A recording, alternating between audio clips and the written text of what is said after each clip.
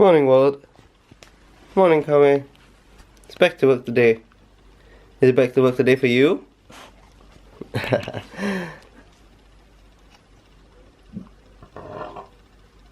You burp. Morning, Annie. Oh my god. Dad. How's your Pokemon haul? I have not done anything actually. I'm Nice. like, what am I? So what's the... okay. 9? With 9? Yeah. As in caught 9? No, I'm at level 9. Oh, okay, right. Yeah, haha, haha, okay. I caught Cypher in the office yesterday. Really? Yeah. You were here in the office yesterday? Yes. Wow, somebody's making a point. Please note, everybody. Yeah, okay. Now we know who's the most diligent one here. Also the first one in the office, I think. Yeah. Please note. Yay! Yeah, so just direct to this vlog if like you need a raise. God. We are now on the way to our campus outreach event again. I should put like the yay and then the clap hand. The kids. Yeah, but I lazy to. Okay, but so today we have Steve Fiener from A Better Florist to actually come on to give a talk to the you're supposed to to talk to the students about how to tell a story and pitch your startup. So we have Hawk here. So what do you think about the importance of telling a story during a pitch? I mean, we've seen the... No. Oh yes. Yeah.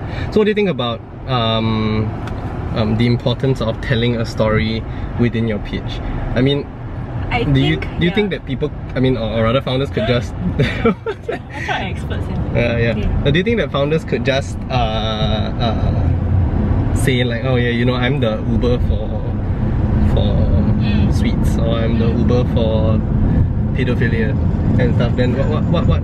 Yeah. Why is there a story? Why did the story itself should be the main thing when it comes to pitching. Like, you have to have a story, and then you fill the story in with, like, you know, the necessary information. Yeah, but like, you have to be able to like story tell really well for a very good pitch.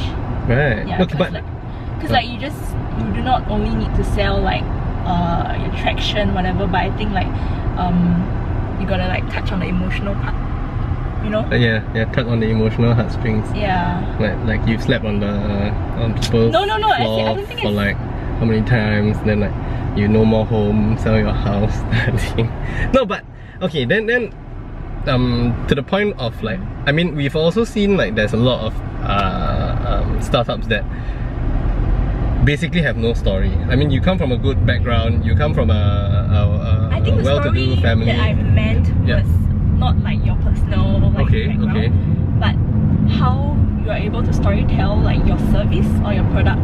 Ah. Yeah. Okay. Yeah. So there have it. You heard it from the Hawk. It will allow Yourself. Should I keep this lane? Yeah, this thing is good, and then all the way straight down. So yeah, so we will hear snippets from Steve Fiener, hopefully, if the camera can catch. Yeah.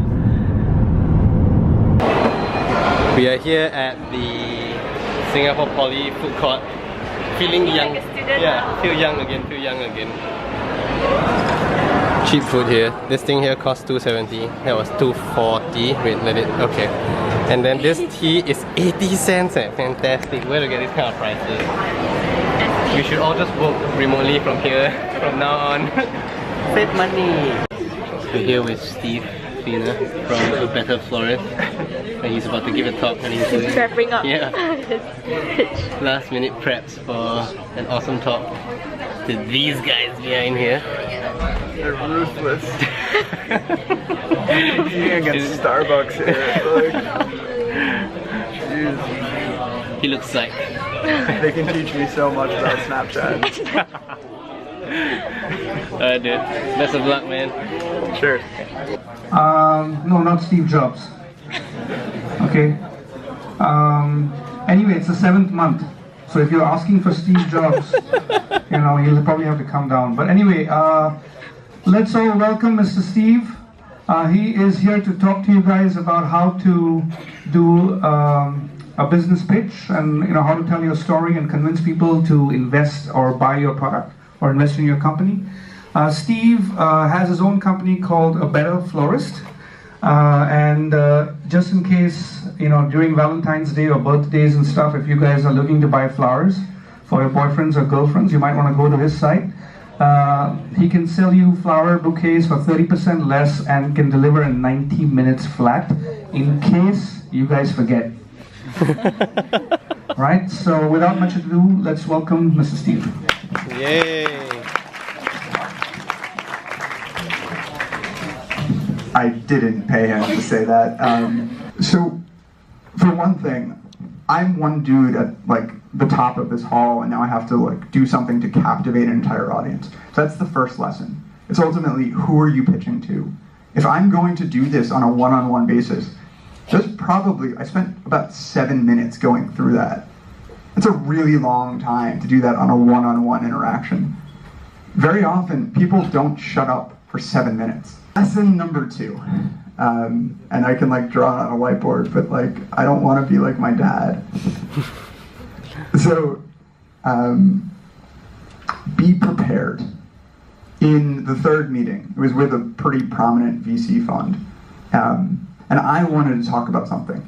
Probably the 15 meetings before that, everything went a similar fashion. You tell a story, you talk about metrics, you ping them, you have some sort of interactive conversation, and ultimately you get to some sort of conclusion. He didn't care about that. He wanted to just ping and ask and see if you can answer. He wanted to put you on your butt and understand if you actually understood your own business. He wanted to do something that you didn't want to do. And ultimately, it's not your choice. Your job is to sell. Your job is to be across anyone. So ultimately, in that conversation today, and this is literally all today, it's been a really long day. So literally in that conversation, nothing I came into that meeting prepared or understanding. I might know where he worked or what his firm's investments are or anything. But ultimately, me deciding what to talk about just doesn't matter.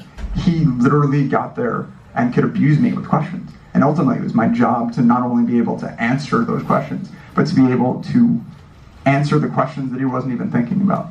So fundamentally, no one is allowed to know more about your business than you are. If there's a single person in this world who is more prepared and knows more about your business, you're already lost. I have no idea if that has any sort of emotional effect, but ultimately, you really need to know more than anyone else. You need to be the most anal person in the world and know everything about your industry.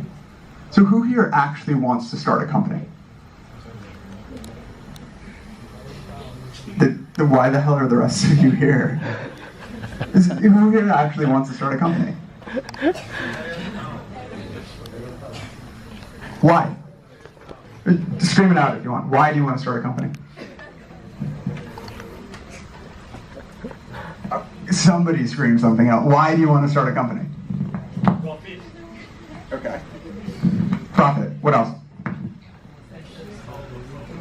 Solve a problem. Okay, solve a problem. What else?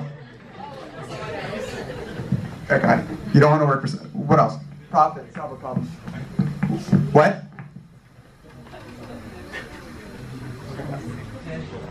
So literally just in that. Profit, solve a problem, I don't want to work for somebody else. One of those answers sucks. The other ones are okay. If you tell anybody your job, if you want to start a company, is about profit. And I'm not saying it's like not like a good, real reason, but ultimately, if you tell anybody like your job in doing this is because you want to flip and sell a company, nobody cares. I don't know if I'm allowed to say this, but there are a lot of former bankers who are like venture capitalists or angel investors or whatever. Look at their track records. What if they started, right? But you get to convince them to invest in you. You get to convince them that they get to help you. And ultimately, when they're slaving away doing a job that might not fulfill them, they want to invest in you. They want they want to help you. And ultimately, this telling an appropriate story is really just about letting them help you. Okay. Well, if that's the case, I honestly, thank you so much for your time. Thank you so much for hearing me ramble. It was absolutely a pleasure to be here. Thank you so much. Konnichiwa, minasan. Konnichiwa. That's a very Singaporean. Yeah. Konnichiwa. Okay, we leave that to the end.